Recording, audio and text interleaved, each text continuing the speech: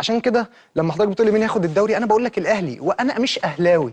بس انا بكلم حضرتك بمصداقيه. الناس اللي بتنافس على الدوري رغم ان بيراميدز متصدر لكن مش هياخدوا الدوري.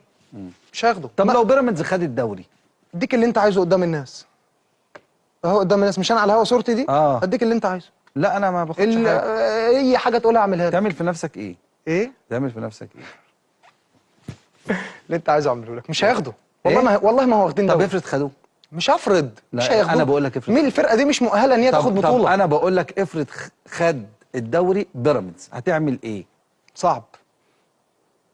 احلقه؟ احلقه لك. لا والله هاجي لك انا واحلقه. بس لو الاهلي خده. فيديو جميل. لو الاهلي خده انت هتحلق ايه؟ لا انا ماليش دعوه. انا بسال. واحد لعب كوره وعارف هو بيراهن على ايه. بيراهن على النادي الاهلي. النادي الاهلي لما بيطلع على القمه ما بينزلش